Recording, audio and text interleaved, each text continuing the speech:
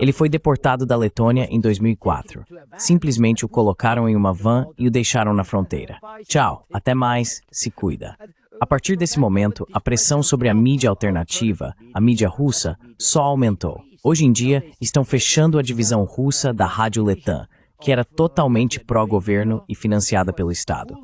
Mas o único pecado deles era simplesmente fornecer conteúdo em russo.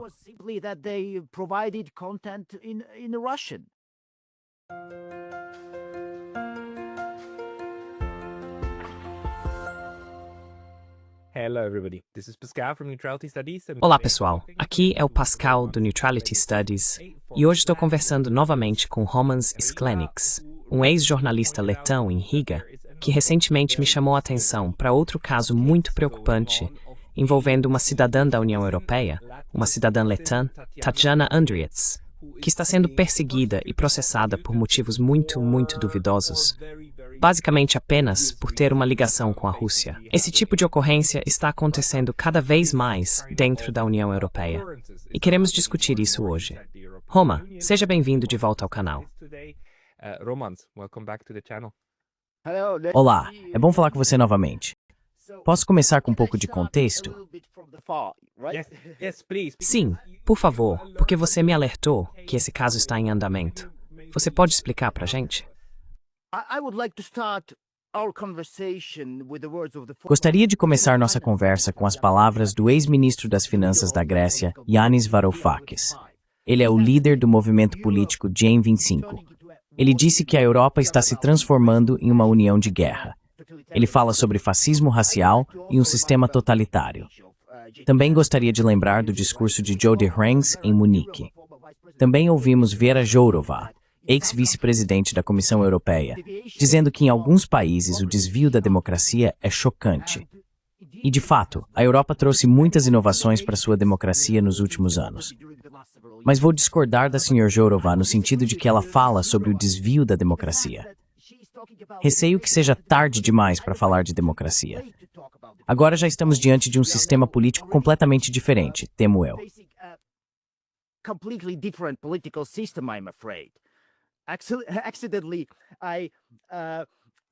Por acaso, reli vários capítulos da Política de Aristóteles na semana passada. Tem um livro, o número 5, onde Aristóteles fala sobre tirania. Aristóteles não era o maior fã da democracia, mas a tirania, segundo ele, era o pior dos sistemas. Enfim, no livro 5 há uma lista de conselhos para tiranos. Sei que seu canal, Pascal, é assistido por pessoas que, por algum acaso, ainda não esqueceram como ler livros. Recomendo que todos deem uma olhada rápida no capítulo e leiam esses conselhos.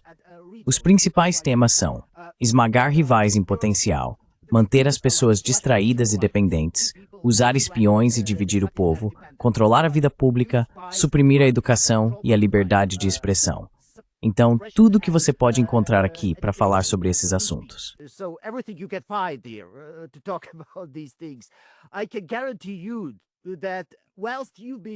Posso garantir que enquanto você estiver lendo, vai ter a sensação de que esses conselhos de Aristóteles estão sendo implementados em muitas partes da Europa atualmente. Se você quer um manual sobre como governar a Europa de hoje, não precisa olhar para aqueles livros bobos e irritantes sobre democracia. O que você precisa é de um guia sobre como governar por meio da tirania. Como eu disse, existem duas tiranias na Europa neste momento: o sistema de narrativas para os cidadãos e o consenso comum para as elites. E nenhuma dessas narrativas, nenhum desses consensos, é criado dentro de um debate democrático. Não, eles são criados em algum lugar nas redes de think tanks e instituições financeiras globais.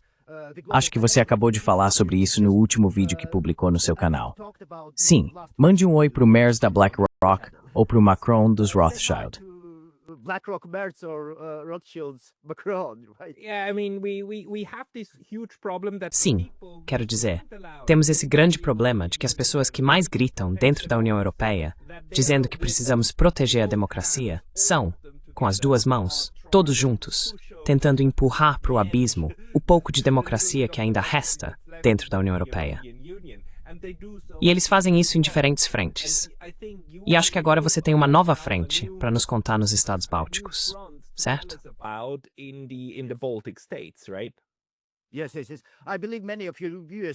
Sim, sim, sim. Acredito que muitos dos seus telespectadores já ouviram falar sobre a repressão contra aqueles que não concordam com as narrativas dominantes, certo? Há apenas alguns dias, houve novamente prisões de ativistas políticos no Reino Unido. Mencionei o Yanis Varoufakis no início. Na semana passada, ele estava falando sobre como ativistas do movimento deles na Alemanha estão perdendo seus empregos por causa de suas opiniões políticas. Varoufakis court ad Milthams 30.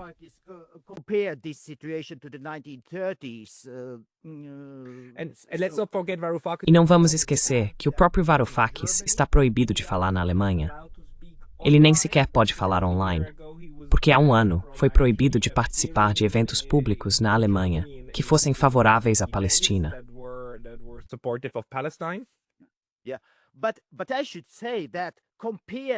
Mas devo dizer que, comparado com os bálticos, o que ele chama de totalitarismo na Europa Ocidental parece um piquenique de escola dominical. Aqui podemos ver o surgimento desse fenômeno em seu extremo. E agora estamos vivendo em uma época em que um ativista político em um país europeu está enfrentando, respire fundo, até prisão perpétua. Na verdade, não se trata apenas da Letônia. Há casos semelhantes também na vizinha Estônia. A situação é, digamos, um pouco mais branda na Lituânia, mas também há alguns casos por lá. Temos um jornalista sendo preso na Estônia, mas quando se trata da Letônia, a situação parece realmente ruim e levanta muitas questões.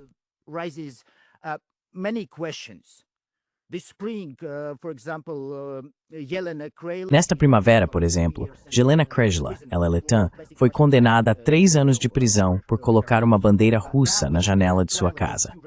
Agora temos um julgamento contra 2 ativistas russos, Tatiana Andrietsa e Alexander Zgun.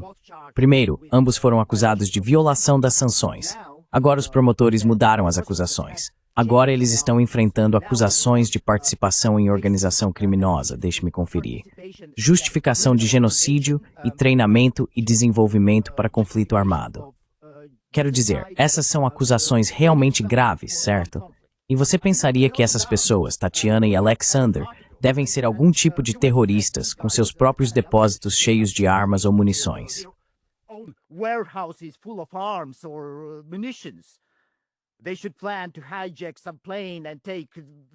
Eles deveriam ter planejado sequestrar um avião ou derrubar a torre de TV ou algo assim. Mas vou te decepcionar, não há nada disso em toda essa história. Tatiana é uma estudante de 23 anos. Ela é ativista política desde a época da escola. E o crime dela é ter conexões com outros ativistas que criaram um canal no Telegram chamado Antifascistas do Báltico. Desde a escola, como eu disse, Tatiana era muito ativa politicamente.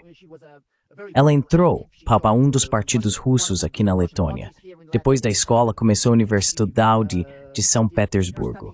É fácil com uma vaga lá.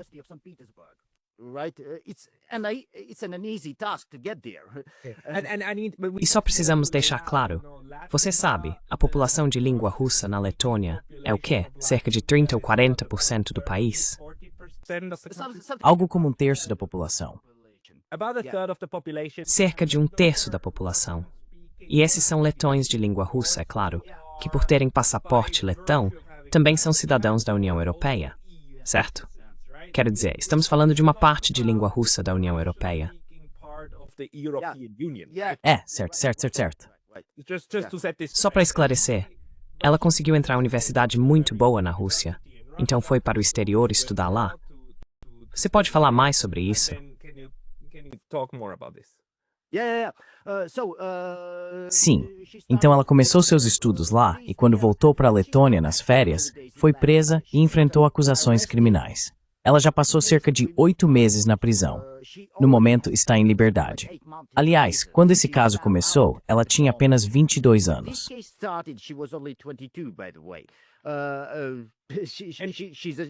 E ela não saiu por motivos felizes, certo?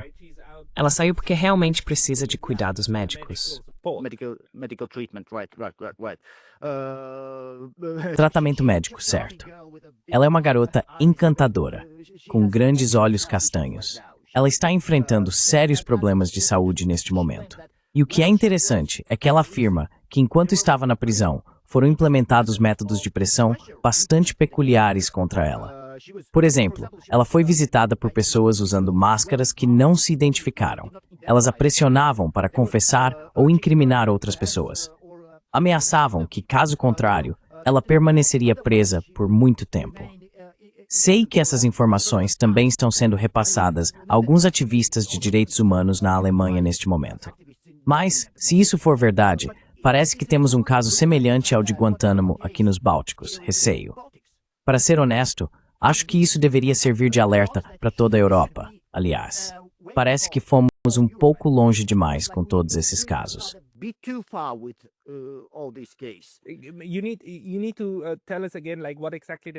Você precisa nos dizer novamente o que exatamente não aconteceu. Do que ela está sendo acusada por causa desse grupo no Telegram. Mas o que você está dizendo é que estamos chegando ao ponto em que o que vimos na Ucrânia, o tipo de incriminação e criminalização do jornalismo na Ucrânia, onde jornalistas morreram na prisão, até mesmo um cidadão americano, Gonzalo Lira, que morreu na prisão, esse tipo de coisa agora está acontecendo dentro da União Europeia. Mas talvez vamos começar com: você pode nos contar sobre esse grupo no Telegram? Por que ela foi presa por 8 meses?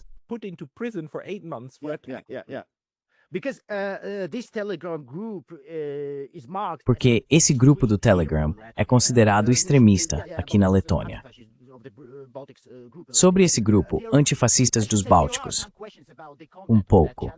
Devo dizer que há algumas questões sobre o conteúdo desse canal, mas o fato é que primeiro Tatiana não era a autora das publicações nesse canal.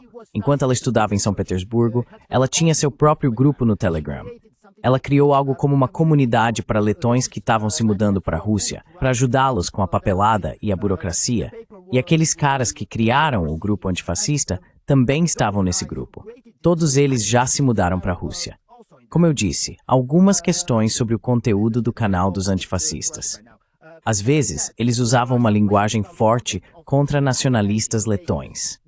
Houve tentativas de publicar alguns dados pessoais de alguns nacionalistas. Sim, pode haver algum debate sobre o que eles estavam publicando.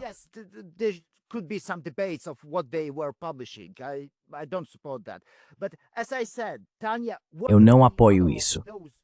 Mas, como eu disse, a Tânia não foi a autora dessas publicações. A única ligação dela com o canal é que ela conhecia esses caras e eles estavam juntos em outro grupo do Telegram, certo? Esse grupo do Telegram apoiava cidadãos letões que se mudavam para a Rússia. E, quanto ao conteúdo dos antifascistas do Báltico, basicamente não há nada ali que você não encontre do outro lado, em algumas redes sociais dos nacionalistas letões. Existem até exemplos muito mais extremos. E eles funcionam, produzem conteúdo e ninguém faz nenhuma acusação contra eles. Posso te dar um exemplo. Um canal no X, antigo Twitter, chamado As Crônicas de Vatastan. Não sei se outros já pensaram nisso, mas eles estão 100% repetindo uma narrativa concreta da propaganda nazista. Essa é a chamada, perdoe meu alemão, narrativa do Untermensch.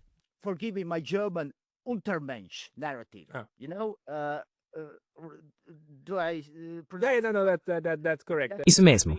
Essa ideologia nazista diz que você tem os arianos no topo e depois existem níveis inferiores. Isso significa esse tipo de ideologia horrível, nazista e racista.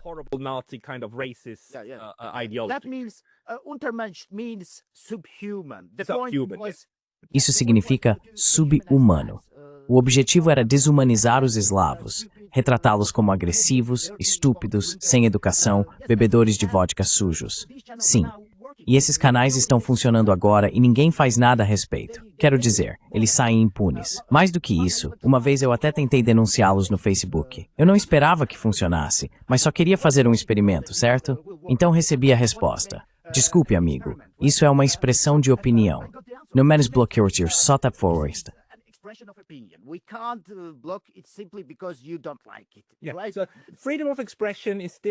Então, a liberdade de expressão ainda é a regra na União Europeia.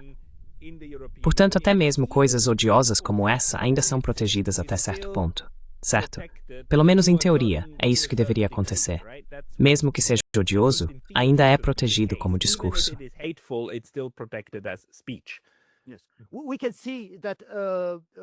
Sim, é verdade. Podemos ver que existem abordagens completamente diferentes em relação às formas de expressão para quem está de um lado e para quem está do outro. São os chamados dois pesos e duas medidas, ou podemos chamar assim. Eu acho. E no caso da Tatiana, ela agora está sendo acusada de apoiar um grupo terrorista. Ou é? É realmente um grupo terrorista? Wait a minute, Espere um minuto. Eu posso dizer exatamente do que ela foi acusada. É justificativa de genocídio, treinamento e participação em conflito armado. Sim, esses são os artigos sobre os quais ela está sendo acusada, de acordo com o Código Penal da Letônia. Sim, sim, sim. E a pena vai de 10 a 25 anos de prisão. Então é praticamente uma sentença de prisão perpétua.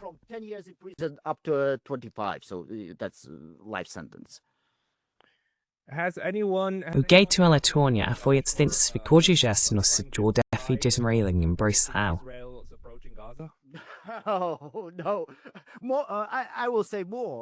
Ah, não. Vou dizer mais. Nossos formuladores de políticas nacionais de extrema-direita, por exemplo, no Conselho de Riga, estão exibindo a bandeira de Israel em todas as suas redes sociais. Eles acham que os israelenses estão fazendo um bom trabalho.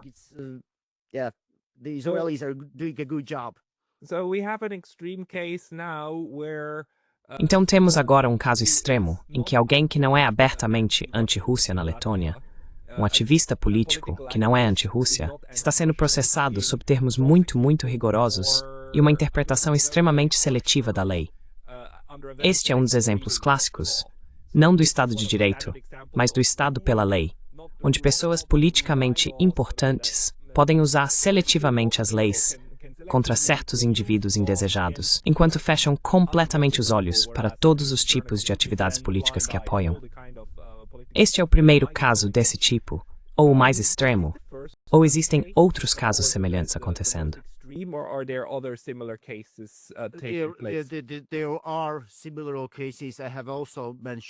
Existem casos semelhantes. Eu também mencionei para você o caso da Sra. Krayla.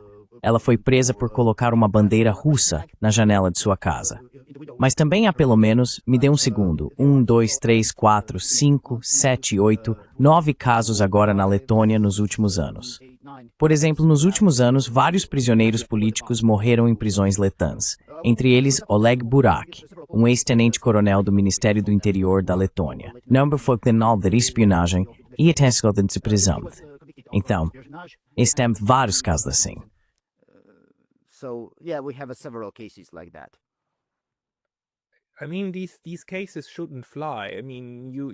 Quero dizer, esses casos não deveriam prosperar. Quero dizer, essas pessoas deveriam ser protegidas, no sentido de que você não tem apenas o direito de expressão, mas também direitos políticos e sociais. E, no fim das contas, ela deveria poder até mesmo levar isso ao Tribunal Europeu de Direitos Humanos. Mas, claro, chegar lá é um processo muito longo. E uma das formas como esses sistemas draconianos funcionam é arrastando os casos por anos e anos, o que é muito, muito perturbador mentalmente. E, novamente, ela já passou 8 meses na prisão, certo? Sem ter sido condenada em definitivo. Ela foi condenada por algum crime? Ela já foi condenada? Sim, desculpe, ela já foi condenada? Ou foram apenas 8 meses de prisão enquanto isso? Não. Ela ainda não foi condenada. O julgamento está acontecendo agora. O julgamento está em andamento, mas ela já passou 8 meses na prisão. É, certo. E claro, toda a carreira acadêmica dela, todo o estudo dela em São Petersburgo, foi interrompido. E ela, claro.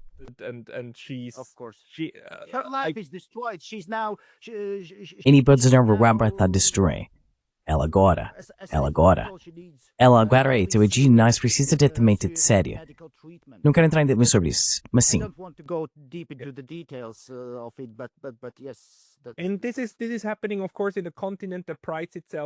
Isso está acontecendo, claro, no continente que se orgulha de ser um farol da democracia, certo? E me desculpe dizer isso, mas de alguma forma sinto que não é coincidência que isso esteja acontecendo nos Estados Bálticos, onde agora também temos, você sabe, o alto representante da União Europeia, sendo um estoniano, e já tendo acusado 3 cidadãos da UE, 2 alemães e um cidadão turco, mas residente na Alemanha, com punições realmente horríveis. As sanções da UE, parte do 17º pacote de sanções, o mais recente, mirando 3 pessoas. 2 estão residindo na Rússia, mas na verdade são nacionais da UE, e um está residindo na UE. E essas sanções agora significam que essa pessoa, especialmente o turco Sr. Drogo, não pode mais comprar nada. Toda a sua vida foi destruída e ele não pode se mover de forma alguma. É absolutamente draconiano. E essa é a Sra. Kaja Kallas, da Estônia. Você pode talvez comentar sobre isso de forma geral? Por que os bálticos parecem ser os mais extremos no momento?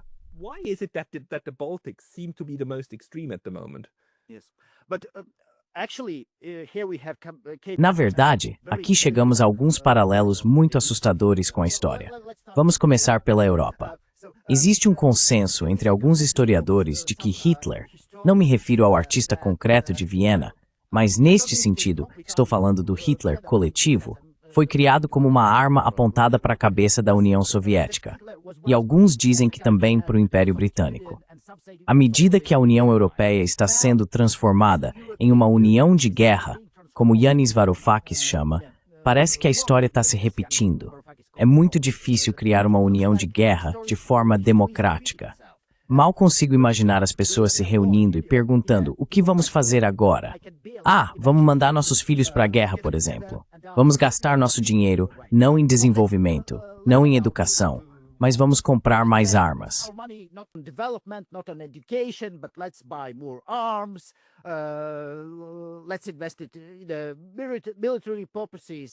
Vamos investir isso em fins militares. Acho que isso não vai funcionar, certo? É preciso radicalizar as sociedades para que funcione. E só se pode alcançar esse objetivo destruindo qualquer sinal de pluralismo, destruindo a liberdade de expressão. É por isso que vemos essas coisas acontecendo agora. E relacionado a isso, há um paralelo ainda mais aterrorizante na história, quando tivemos as formas mais extremas de regimes totalitários durante a Segunda Guerra Mundial. As formas mais extremas do Holocausto. Foi no leste europeu, nos Bálticos. Timothy Snyder, em seu livro Terra Negra, escreve sobre isso. Se na Alemanha algo como 60% da população judaica foi exterminada, nos Bálticos foi algo em torno de 99,5%.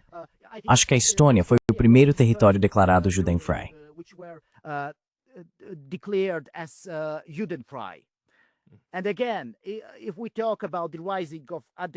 E novamente, se falarmos sobre o surgimento de tendências antidemocráticas e totalitárias na Europa, parece que os casos mais extremos estão aqui nos Bálticos. E você mencionou a Kaja Kallas. O interessante sobre ela é que ela é filha de um ex-líder de alto escalão do Partido Comunista, certo? E também há paralelos na história, como Timothy Snyder comenta. Por exemplo, na Ucrânia Ocidental, para encontrar colaboradores com o regime nazista, eles procuravam entre os ex-membros do Partido Comunista porque sabiam que essas pessoas fariam qualquer coisa para provar sua lealdade ao novo regime. Então essas foram as táticas que os nazistas implementaram na parte ocidental da Ucrânia durante a Segunda Guerra Mundial. E sabemos que coisas terríveis aconteceram lá. Quero dizer, a máquina totalitária funcionou ali com um poder tão grande e destrutivo como em nenhum outro lugar.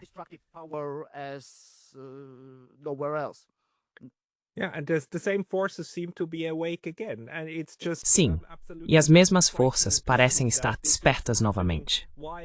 E é absolutamente assustador ver que isso está acontecendo, enquanto as pessoas que estão implementando isso, é claro, se apresentam como os maiores defensores da democracia.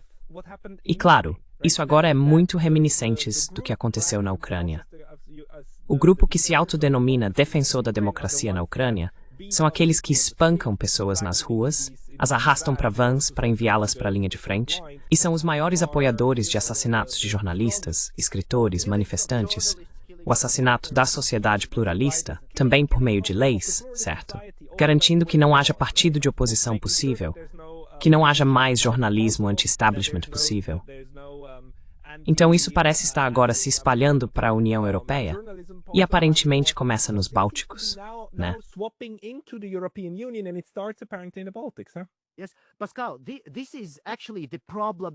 Pascal, essa é na verdade a grande questão para a nossa esfera midiática nos Bálticos neste momento. O problema é que não há mais diversidade aqui. Quando você não tem nenhuma mídia de oposição, não pode contar com ela como um cão de guarda do governo ou de suas instituições. Quando você abre a mídia tradicional letã para buscar informações sobre o mesmo caso da Tânia, tudo que vê é a posição do promotor. Antes que comecem. Eu me lembro do que acho que foi descrito no livro Untold History of the United States. Untold History of the United States. There is this case about before the start of Existe um caso de antes do início da guerra no Iraque, em 2003, em que uma pessoa de alto escalão do Pentágono disse sobre a imprensa americana daquela época que ela tinha uma posição tão pró-guerra que era como se você visse as ombreiras de um general nos ombros do editor do New York Times enquanto lia o artigo. Certo? É a mesma coisa com a nossa imprensa. Conseguimos ver as ombreiras do promotor nas entrelinhas do artigo quando estamos lendo nossos meios de comunicação. Não há nem mesmo uma tentativa de questionar se esta ou aquela pessoa realmente representa uma ameaça real ao nosso Estado.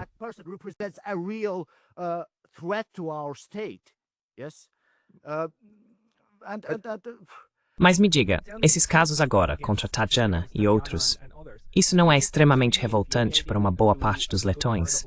Isso não é algo muito divisivo de acontecer? Como o público em geral, tanto os falantes de letão quanto os de russo, reagem? Qual é o impacto desses casos? What's the impact of these cases? I'm afraid that the moods Receio que o clima que está sendo criado agora em nossa esfera midiática seja tão fortemente anti-Rússia e pró-Ucrânia que a maioria da sociedade aqui não se importa com esse caso, com o caso da Tânia, quero dizer. Tudo o que querem é silenciar aqueles que ainda tentam se manifestar.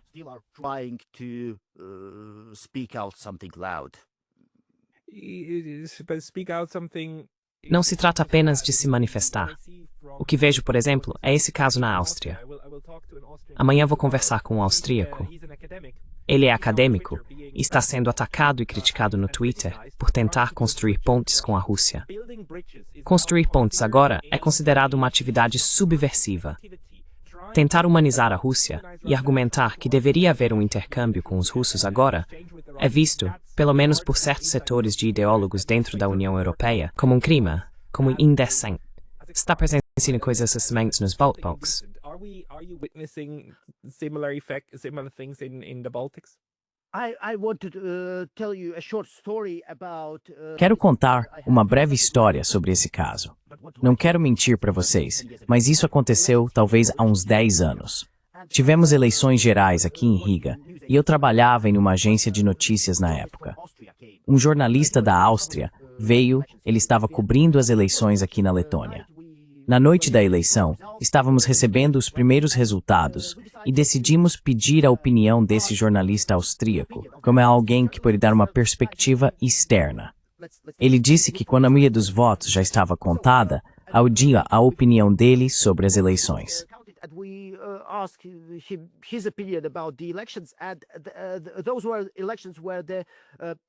Essas foram eleições em que o chamado Partido Russo venceu. Era chamado de Centro de Solidariedade. Na verdade, há mais letões nesse partido do que russos, mas ainda assim, todos achavam que esse era o Partido Russo. Eles conseguiram algo como 1/3 dos votos. E esse jornalista ficou um pouco surpreso. Ele estava lendo os comentários na nossa mídia e ficou surpreso com aquela onda negativa que surgiu depois que começamos a receber os resultados. Tipo, os russos estão chegando, o Kremlin está chegando, o Kremlin vai governar a Letônia. E ele disse, esperem pessoal, essas foram eleições. Esses caras são os vencedores. E é assim que a democracia funciona. That's how democracy works. Aren't you going to steal the victory? Você não vai roubar a vitória do partido que acabou de ganhar as eleições. Foi isso que ele disse. E nós publicamos a opinião dele. Encontrei com ele de novo depois de cerca de meia hora, e as mãos dele estavam tremendo. Ele disse, acabei de ler os comentários. Estão me chamando de comunista. Estão me chamando de espião do Kremlin. Estão me chamando de putinista. E por aí vai. O que eu disse para ele naquele momento foi, cara, calma, isso é normal. Isso é a Letônia. Mas agora, quando penso nesse caso, não, isso não é normal. Nós construímos aqui uma sociedade pequena, mas muito agressiva. E esse é o problema.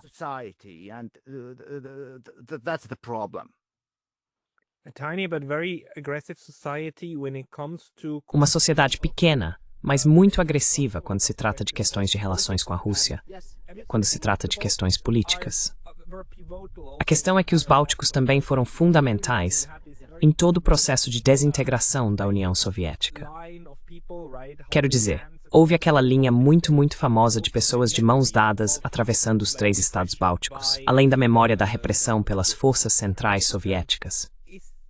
Estamos agora testemunhando um momento em que essa consciência báltica de ter sido importante na quebra da União Soviética está voltando. Como se dissessem, precisamos ser uma base sólida contra a Rússia. Ou o que você acha que está acontecendo psicologicamente?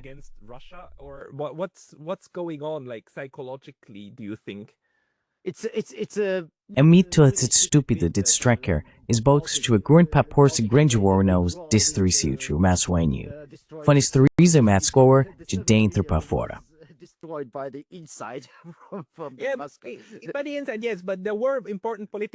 Sim, mas havia eventos políticos importantes acontecendo, certo? Não era só aquela linha. Aquilo foi algo simbólico. Mas acho que houve pessoas que morreram em Vilnius, certo? E em Riga também. Então, houve protestos em massa, e depois tiroteios, e então o Gorbachev recuou do precipício. Então, sabe, houve acontecimentos políticos. Quero dizer, os bálticos foram importantes nesse sentido. Mas você acha que isso agora só está reforçando ainda mais a ideia de que é preciso ser um baluarte contra a Rússia?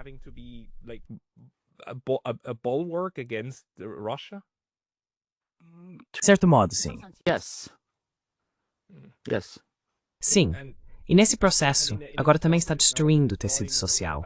De modo que você não pode...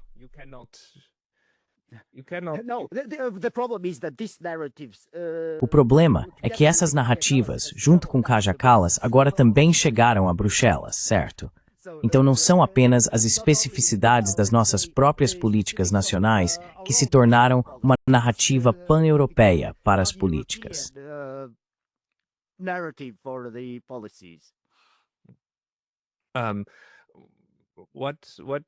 O que você espera? Isso vai melhorar? Quero dizer, o que vamos ver a seguir dos bálticos? Tenho alguma esperança de que...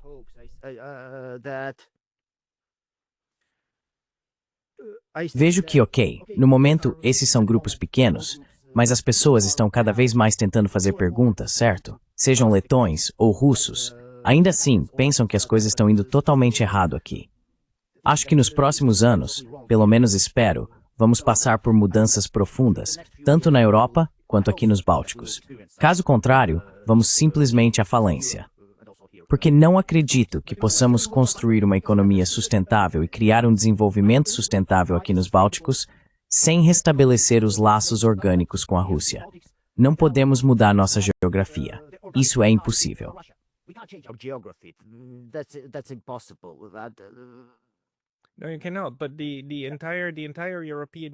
Não, você não pode. Mas toda a União Europeia está atualmente se redefinindo basicamente como anti-Rússia, certo? Sendo ainda mais hostil à Rússia do que até mesmo os Estados Unidos, que querem intervir ainda mais na guerra na Ucrânia. A questão é, por que nós?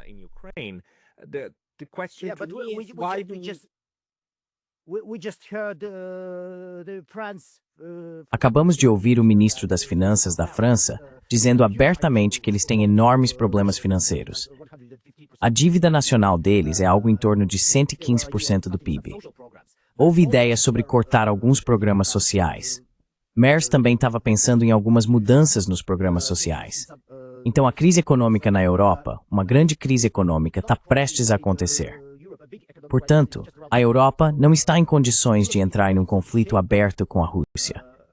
Pelo menos é o que eu acho.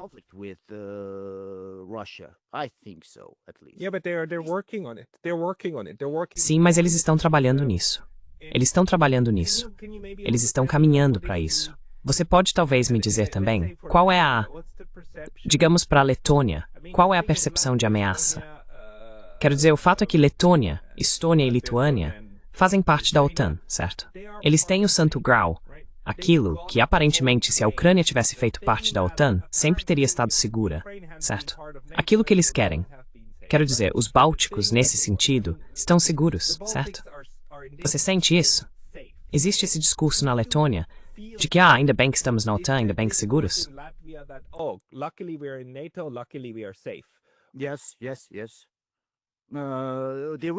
Sim, sim, sim.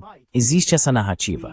Mas apesar disso, nossa mídia está constantemente alimentando a ideia de que a Rússia é uma ameaça em si e que tudo que o Kremlin sonha é conquistar os puros estados bálticos, certo?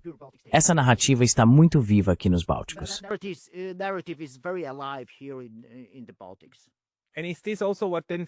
E isso também alimenta essa psicose de que é preciso perseguir todas e quaisquer forças potencialmente pró-Rússia de dentro. Então, essa ideia do inimigo interno, ou seja, a Tatiana sendo considerada parte desse inimigo interno. Sim, sim, sim. Essa psicose tua estava full.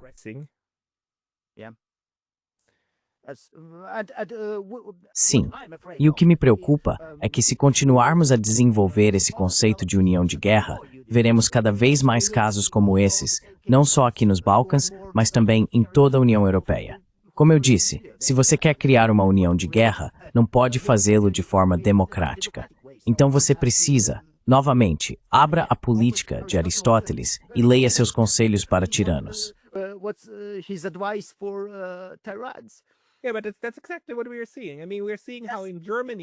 Sim, mas é exatamente isso que estamos vendo.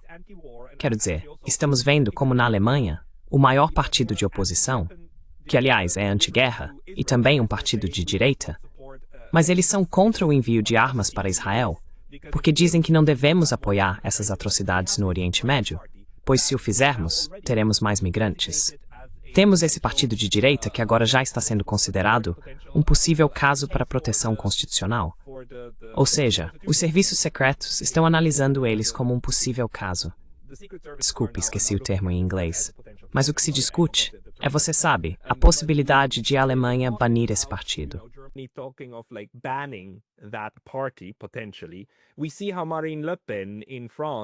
Vemos como Marine Le Pen, na França, está sendo rotulada como o mesmo tipo de ameaça à democracia. Quero dizer, vemos como esse sistema está seguindo ainda mais por um caminho de repressão interna. E você já mencionou todos esses casos também no Reino Unido, é claro. A repressão à liberdade de expressão e a designação de um grupo ativista pró-Palestina como terrorista, enquanto ao mesmo tempo o governo do Reino Unido aperta as mãos do novo líder da Al-Nusra na Síria. Quero dizer, estamos em um momento bizarro da história europeia, ainda mais bizarro do que o normal, porque todas essas coisas já aconteceram no passado, mas pelo menos aconteciam nos bastidores. E agora estão acontecendo às claras.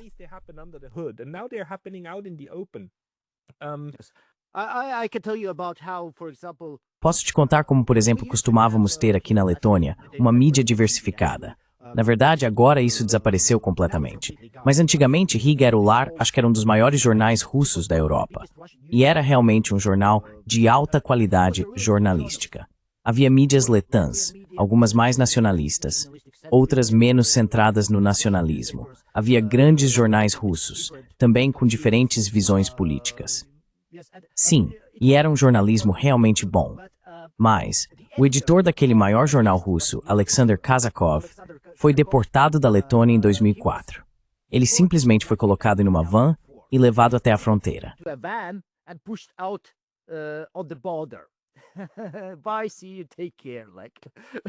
Tchau, até mais, se cuida. A partir desse momento, essa pressão sobre a mídia alternativa, a mídia russa, só aumentou. Hoje em dia estão fechando a divisão russa da Rádio da Letônia, que era totalmente pró-governo e financiada pelo Estado. Mas o único pecado deles era simplesmente fornecer conteúdo em russo. Agora estão fechando. Todas essas ações não aumentam a confiança na mídia.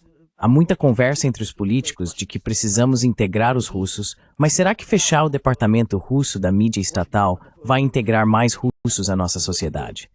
Eu não acho.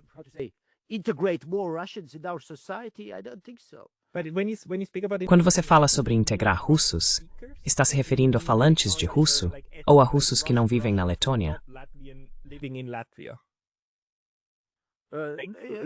Portadores de passaporte letão, que são russos, certo? Por nacionalidade, falantes de russo, certo? Então eles deveriam saber a língua letã, e assim por diante. De certa forma, o sistema está fazendo exatamente o oposto do que uma sociedade saudável faz. Em vez de integrar, agora cria ferramentas para dividir essas sociedades ao longo de linhas linguísticas.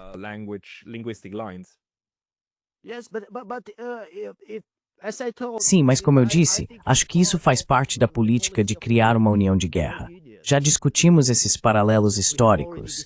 Eles são, infelizmente, realmente assustadores. Eles são, e eu concordo. Romanos, para as pessoas que querem ler mais de você, onde elas devem procurar? Temos um canal no Telegram em russo chamado Perspectiva, ou eu tenho meu próprio canal no YouTube, Roman Skleniks.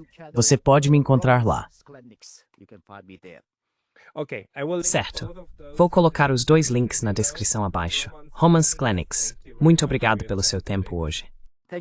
Obrigado por me receber.